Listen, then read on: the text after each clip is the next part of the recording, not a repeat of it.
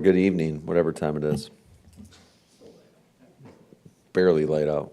A guy like Brenton Cox who just waits his turn and then does what he does, how rare is that, do you think, to see a guy do what he does, get that experience? I think it's great for the locker room. It's great for everybody. It's a great example of just keep your head down, continue to work, and then making the most and maximizing your opportunity. I thought he played really well. Obviously, was impactful in the game, and not only on defense. He had the play on defense where he drew a personal foul. He kicked the guy's butt in front of him, drove him back. The guy got frustrated, headbutted him, and then he didn't respond. He kept his poise, and that's something that we talked about. And you know, you got to give him a lot of credit because that's not always easy to do in the heat of the battle. So I was really happy with his play and happy for him, and I would expect to see more of him, and hopefully he'll continue to grow as a player. But I think it all starts with his approach, how he attacks it, how he comes into the building, and he's just, you know, he's had to earn everything he's gotten up to this point. And but I am excited about him, and just I think there's going to be more out there for him. Along those lines, he played almost as many snaps as Lucas did yesterday. Is that because Brenton was playing so well, or is it a bit of a combination of the way Lucas has been playing that was so even? Yeah, I think it's a credit to B. Cox how he was playing, and so I think the better you do out there, the more opportunity you're going to get. Do you need to see more out of Lucas? I mean, I know he had a pressure, I think, but otherwise he didn't show up in the. Yeah, I think everything's situationally in terms of what we're asking the guys to do, and I'm sure there's a couple plays that come to mind that I think that he's capable of better, but we'll keep coaching him, and I know he'll keep working. Hey, Matt, going back to what you said about Brenton's success being good for the locker room, you've been in the league a long time now, and a lot of times it's this guy's drafted here or whatever. Why is that so important that these guys understand that it's merit-based around here, and it doesn't matter how you got here, you're going to get your opportunity if you want? Yeah, I mean, I just think it's good for especially guys, whether you're on a P squad or maybe you're not getting the snaps you want, it's just a good lesson to continue to work and keep at it. And you got to make sure that you're preparing for that moment. So when that moment comes, you're able to capitalize on it. And I think that's what he did yesterday. What is Monday like after a win like that, where it had to be exhilarating, just in the fashion it happened, but also knowing that you didn't play to the level that you'd expect from yourself? Yeah, it was a strange game in the fact that there weren't a lot of opportunities in terms of possessions, really, for either team, obviously. But I thought there was a lot of missed opportunities, and you got to give them credit. They came in with a good plan. We knew, especially on the defense, their defense situationally was going to be a challenge, and they did a good job. But I thought, our defense in a couple of instances, namely on some of those third and fourth downs, we got to play better. We got to do our job, and you got to rely on the guy next to you to do their job. But we had multiple miss-ops. I think there was a miss-op at the end of the game when you have an opportunity to get a sack on a 3rd and 19 to make it pretty darn hard to convert on a 4th and really long. And, Caleb's able to duck underneath the sack, get out, and make a good off-schedule play. So I just thought in every phase, really on the offense and defense side of the ball, there were opportunities there that we didn't capitalize on. Matt, with the benefit of hindsight and not playing the results game, now that you look back, still feel like the right call to go for it on 4th and goal from the 6? Well, not when you don't convert. I When you look at it, okay, so what I was thinking in the moment was, was there like 11 minutes left in the game or whatever? There weren't very many possessions. You just didn't know when you're going to get the ball back. You could put it like this, because this is something that you always kind of talk about after the fact. Did we do the right thing? I have long conversations with Connor Lewis, and he's like, well, you can look at it like this. We kick the field goal, get the 3 points. That would make it 19-17, I believe. And then they had a 50-yard drive. Now they're in field goal range. or maybe who knows what happens if they get the ball at the 30 versus they get the ball at the -2 yard line. So, you know, who knows how it would have played out. I did check with the analytic deal, and I guess it was a difference of like 2% or 3% or something like that, and in favor of going for it. But that's not why. I don't care about that at the end of the day. That doesn't matter to me. I was just curious. You know, so it's basically a flip of a coin. I wish we would have called a different play on 3rd down. In hindsight, having I guess once we got inside the 10-yard line, in my mind, it was 4-down territory. And so that would have allowed us to potentially sneak in another run. You know, throwing the ball against cover 2 down there is not always great. It's very, very hard to do. There's just not a lot of space. They do a good job with some of the leverages on their safeties. And so the play that was called for on 3rd down really didn't give Jordan a lot of options there. And then he saw some daylight, and he got and scrambled, you know, and then 4th down, just another scramble drill. So when you're doing that, it's not ideal, I would say. So you just gotta, hopefully next go around, we gotta have I would say a better plan in that situation. The analytics people, was that just today to see what the? Yeah, I was just curious. Matt, the Bears put in the final play, they said they thought, they sent it to the league, they thought you guys might have been over their center too much. Just wondering, did you guys feel like you did it correctly? Listen, I've seen a lot of plays where I think a penalty should have been called, and it doesn't happen, so I'll just leave it at that. I thought there was multiple plays in that game. It happens. That's why I always never want to leave it in the hands of the officials. So you got to try to stay out of those situations as best you can. Did Jair aggravate something yesterday, or he just couldn't play like he wanted to? Yeah, he didn't feel like he could play, so we pulled him. Matt, look, from our perspective, this is a tough subject to ask questions about, because I don't ever want to question a guy's toughness or commitment or anything like that. When you do have him active, and you guys obviously went through a process to make the decision on whether to have him active, how problematic is it when he's not able to continue, and is it a... Well, that's always a risk. I knew that going into it. So, you know, he was on a pitch count regardless, and those other guys were well aware that they were going to have to play. But we just felt like it was better to have him for a limited period. Now, you just was hoping we could get through it and keep him on a pitch count, and then pull him. But yeah, didn't work out that way. How does that impact your thinking as you go through the course of the week now with him leading into Sunday? Oh, yeah, you better take into account every situation that you go through, and try not to repeat that. If there's a question, probably err on the side of caution. You mentioned wanting to stick with the run more closer to the goal line. It looked like when you guys got in the red area yesterday, you guys were more focused on sticking with Josh Jacobs. What's the balance of that with, obviously you want Jordan to have the ball. Sure.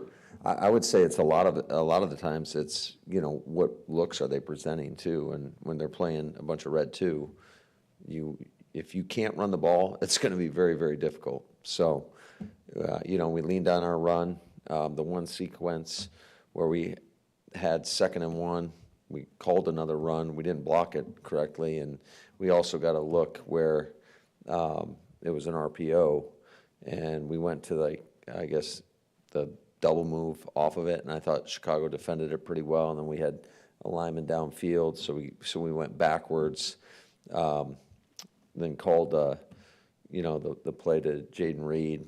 We missed a block at the point of attack, went backwards again, and then we threw the pick. So that was a bad sequence, you know.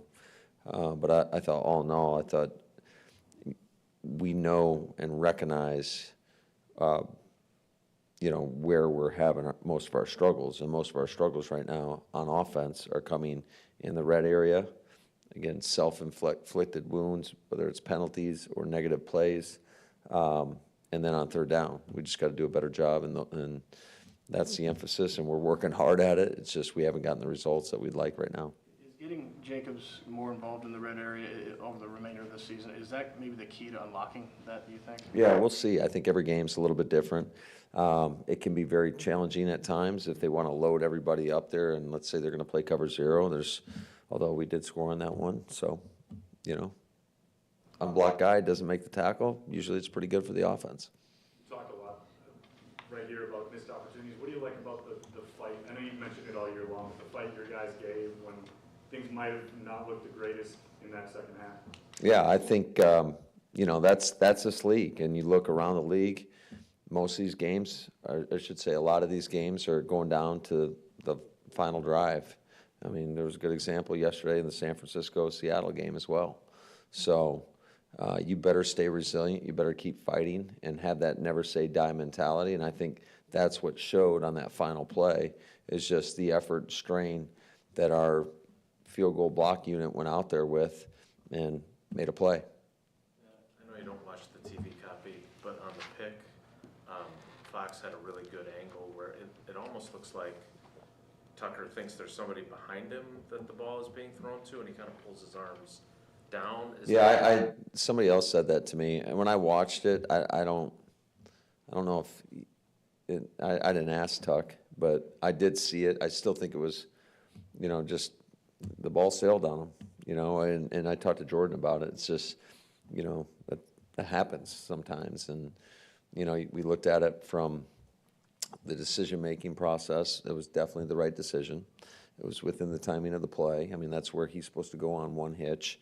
And I didn't think he was, like, his mechanics were way off. I didn't see him falling off the throw. It just happened. It just sailed. So, all in all, I was proud of Jordan. I thought he played a pretty darn good game, especially in you got to account for everything, but for the most part, I thought he did a really good job. I thought he was moving around like we've been accustomed to seeing him. He looked healthier than he'd been, made some big-time throws. I think that last big pass to Christian Watson, I mean, there was pressure in his face.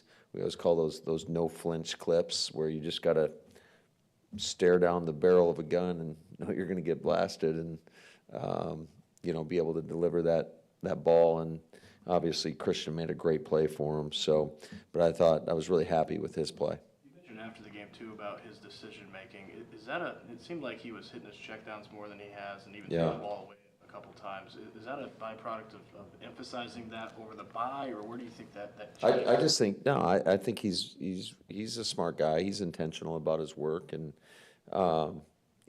that's the way we need him to play. Because there was a few instances. I thought all in all, our offensive line did an outstanding job of giving him the protection that he needed.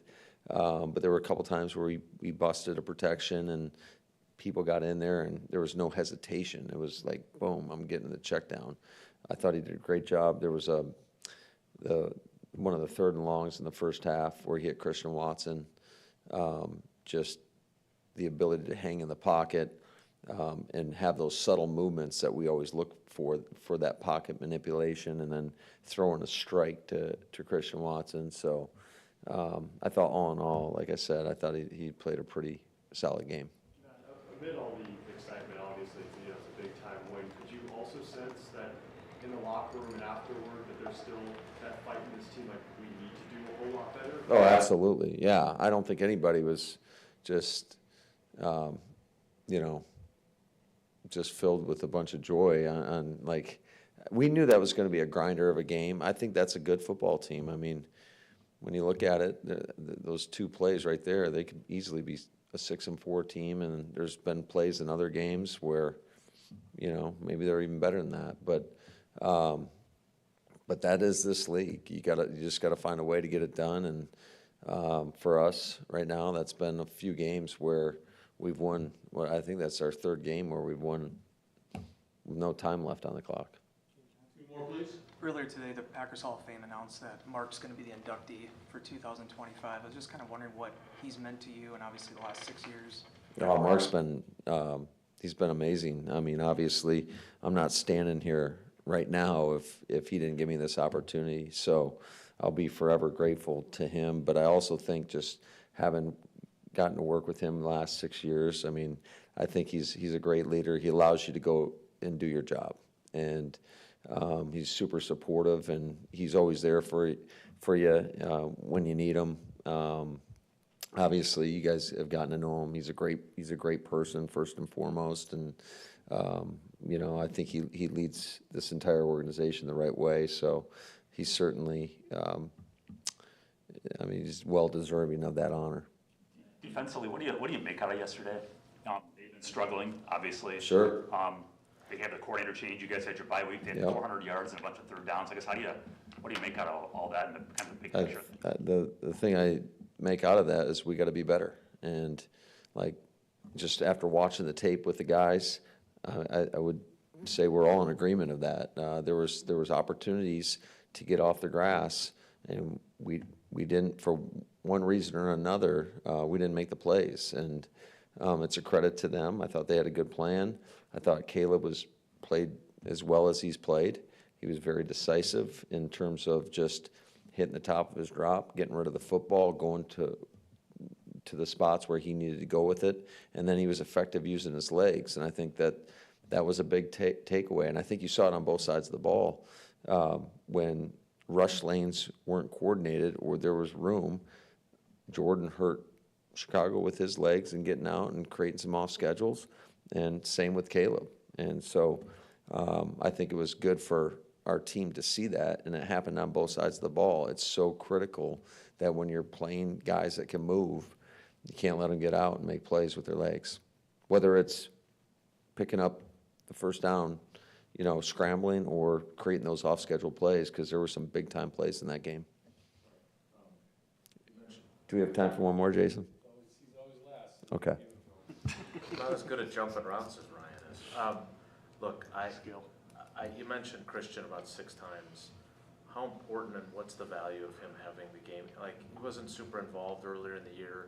He didn't sulk. He didn't stay home. He handled it really well. What is the value of him doing what he did yesterday? Yeah, he's a big part of this, and it was great to see him, especially make some of those plays down the field. He's a guy that, I mean, he's got every measurable known to man in terms of the size, the speed, and it was great to see him make those. It's not like those were easy plays that he was making. He was making tough contested catches. The one Jordan threw up to him, double coverage, you know, it just, for him to make those plays, I think that most importantly, it gives him the confidence that I think we've all had in him, and just to see him go out and do that, and I was really happy for him. Good. All right, guys, have a good one.